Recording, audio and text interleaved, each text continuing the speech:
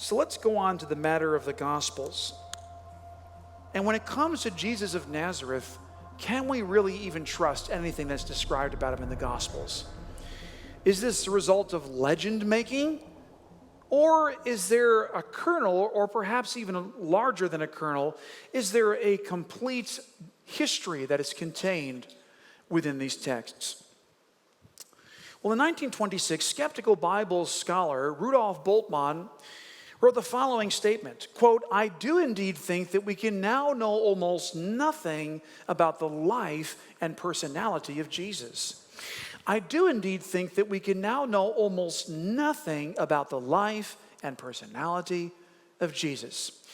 Now, Rudolf Bultmann, you have to understand, was a biblical scholar of the highest order, just widely regarded. He was very, very famous for his controversial approach of, quote, demythologizing, if I could use a $10 word, demythologizing the gospel texts. Throughout his life, he continued to make one perplexing claim after another, attempting to show that the Gospels were merely, quote, legendary, and were therefore not really worthy of any serious consideration. Well, more recently, Peter Jennings, before his death, directed a prime-time documentary containing roughly the same view. In his rather scintillating special, Searching for Jesus, Jennings portrayed Christ in a very poor light. We had suspected that reliable sources would be hard to come by, and sometimes they were, Jennings noted. And he then went on to paint a picture of Jesus wholly incompatible with any known Christian view today. And so therefore, the person of Jesus is now held in infamy. There are as many different pictures of him as there are people who paint them. At the time of this talk, there are no less than, listen, 260 articles and books written by scholars about Jesus. Many of these have been influenced by the writings of Bultmann, who taught that non-romanticized historical accounts about Christ simply do not exist. And so therefore, as recent as 1971, Leander Keck of Yale University held that the search for the real Jesus is just a, quote, dead end street. And so then, who was Jesus of Nazareth? I mean, who was he really? Was he just some kind of a cynic philosopher? Was he a sort of Jewish sage? With such a proliferation of differing opinions, many have concluded that the question really has no answer. Popular culture has therefore despaired of the project, consigning the search for the historical Jesus to perpetual uncertainty. Whatever the actual Jesus may have looked like, he could certainly bear no resemblance to the biblical icon of today. The question here then for us tonight is, are these ideas truly justifiable? Is it right for us to really think that we can know nothing about Jesus for certain? Well, though the fundamentalist Christian would certainly beg to disagree, in the eyes of most people today, and you'll find this to be true, Jesus is an enigma. Some time ago, I was actually encountering this problem personally. I was struck up a conversation with an elderly couple in a coffee shop. And I had only momentarily begun to refer to the New Testament when suddenly the elderly gentleman broke in by declaring, "What about the other Gospels?" Perhaps you've heard this objection yourself. Well, it was obvious that the man had been influenced by certain late-breaking discoveries. He had, for example, heard about the so-called Gospel of Judas. Now, the document had turned up lately in Cairo, Egypt, after being sold twice and then stolen once. According to Irish journalist Andrew Cockburn, the text had practically, quote, vanished into the netherworld of antiquities traders. And then upon its unlikely public debut, skeptic scholar Marvin Mayer told National Geographic that this new rogue gospel was written at a time when Christianity, listen, was, quote, trying to find its style. You see, this is kind of what we're running into today. But did the Judas gospel preserve an early authentic tradition? Well, the evidence seemed to defy the very possibility. For example, one scholar who worked closely on the project commented, "We all feel comfortable putting this copy in the 4th century." Now, such a late date, frankly, places the only surviving copy of Judas far too removed from the events of the crucifixion to have actually been written by the man himself. Let's just be honest. Moreover, the earliest mention of any kind of document written by Judas Iscariot only occurs 150 years after the death of Jesus Christ. And so for this reason, I urged the elderly gentleman to rethink his views. I attempted to turn his attention back to the genuine record of Scripture.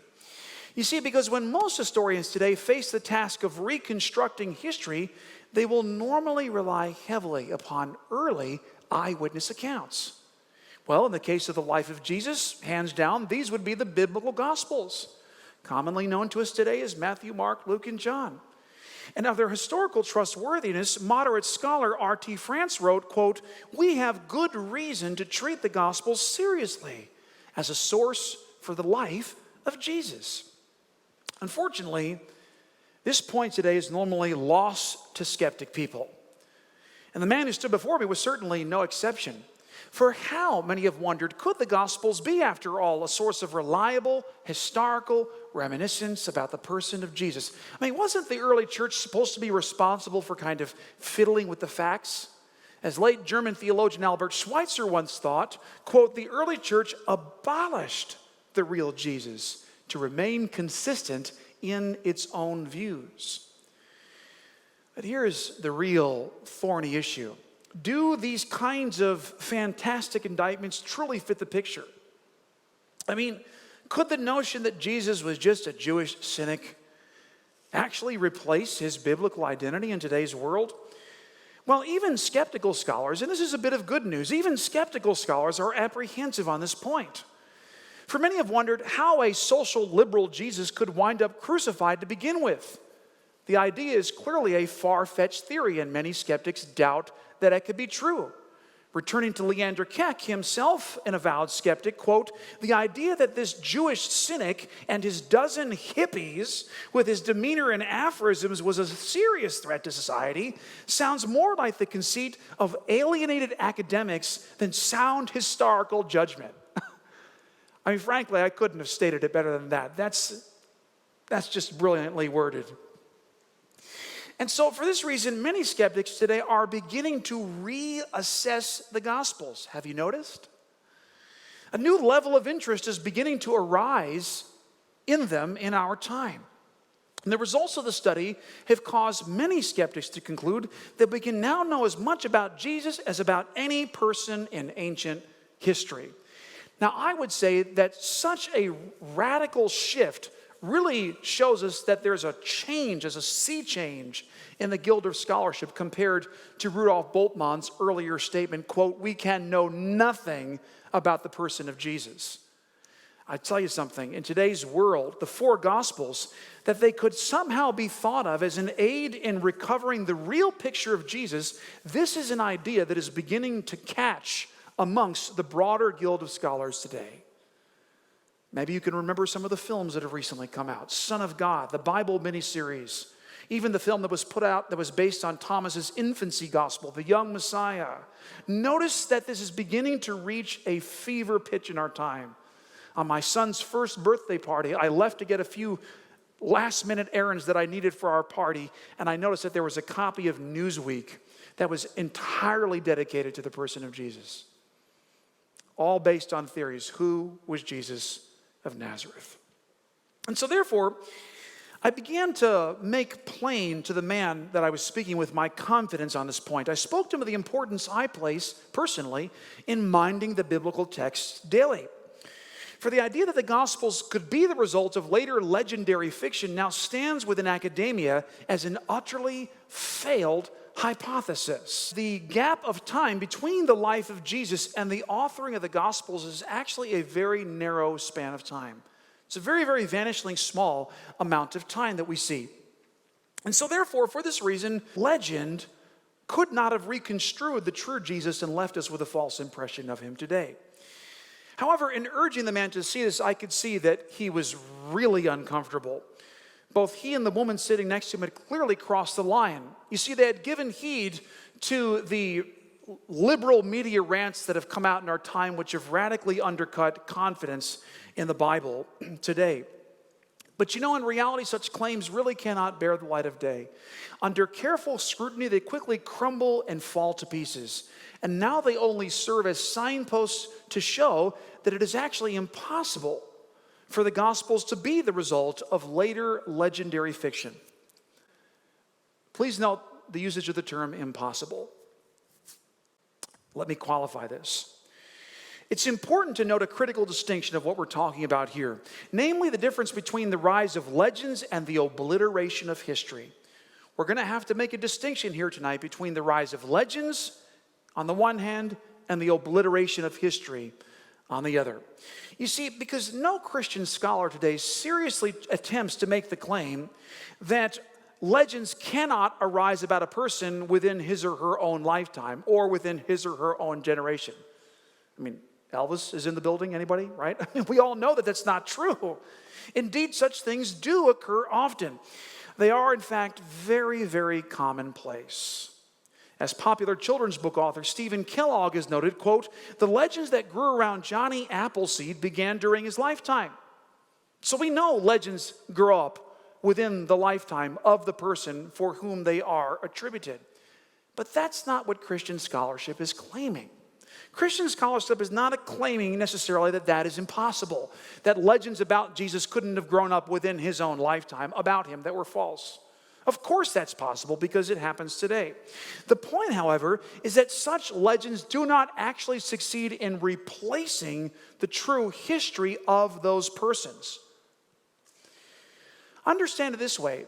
The stories about John Chapman, for whom the legends about Johnny Appleseed are attributed, those legends about Johnny Appleseed do not confuse historians today as to the actual history of the man, John Chapman. Everybody can see the difference. Why?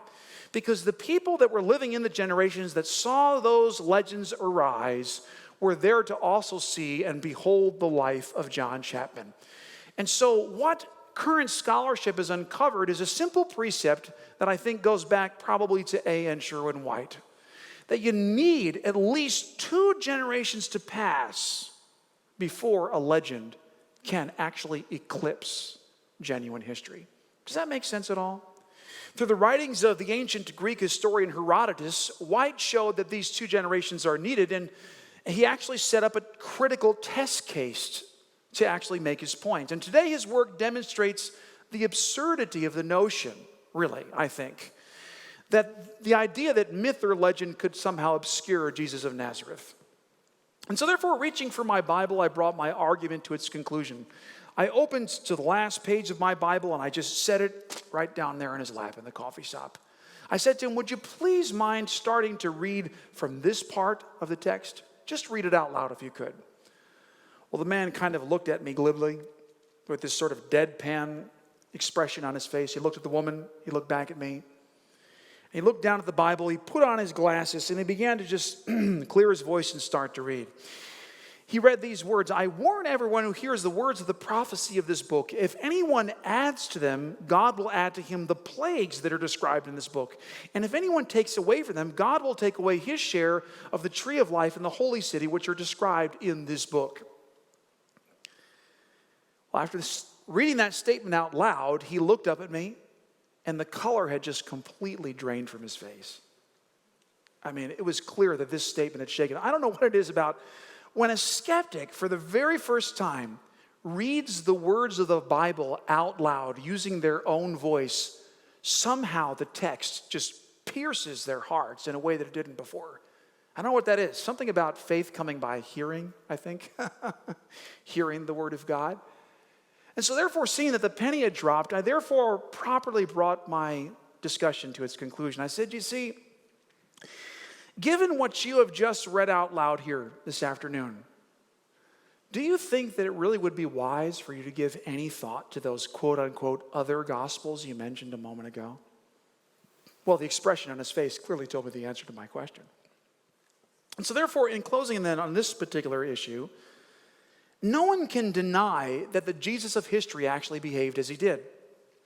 And the power of this simple point really cannot be overstated. In fact, even radical, skeptical Bible scholar, old Rudolf Bultmann, whom we noted at the beginning of this talk, actually admitted that the things which were described in the Gospels actually count as genuine history. Listen to this. He wrote, most of the miracle stories contained in the Gospels are legendary or at least dressed up with legends. But there can be no doubt that Jesus did such things, which were, in his and his contemporaries' understanding, miracles. That is, deeds which were the result of supernatural, divine causality. Listen to this. Doubtless he healed the sick and cast out demons. Now, when I read this statement in the context of the Leadership Institute where I lecture, this gal just shot up her hand. She said, wait a second. Hold on. That was the same guy, the guy who you said it's all just bunk, it's all coloration, it's just they're kind of, exaggerating and embellishing the stories. That same guy wrote that statement. I just kind of said, well, here's what you need to understand. When a person like this is speaking out of their own philosophical proclivities, the things that they're going to say about Jesus, they're just going to say, well, as to the existence of God, who knows? And Jesus of Nazareth, probably not who the church said he was. But you see, as a historian and as a scholar, he has to admit that based upon the canons of historical inquiry, that these texts really do stand as historical. And so therefore, I think that the point is the best illustration that you could offer. If the most radical skeptical scholar of the 20th century failed to debunk the biblical case for the historical Jesus, on what phony grounds is culture in our time trying to do the very same thing?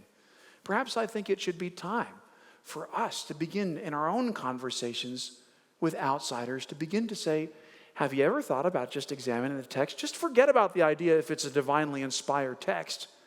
Just look at it as it actually undeniably is.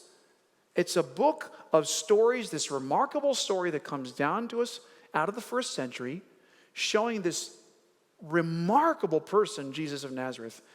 Why don't you just look at this from that perspective? Don't begin with this as a divinely inspired text. Instead, just simply ask the question, if this is history, then what does this portrait of Jesus tell me about him? And who was he? Who was he really? And as you begin to talk with your own friends and skeptics, be bold about using the text of the New Testament to do this. Because I tell you, the reversal that's taken place in our time has absolutely changed a generation of critical scholars.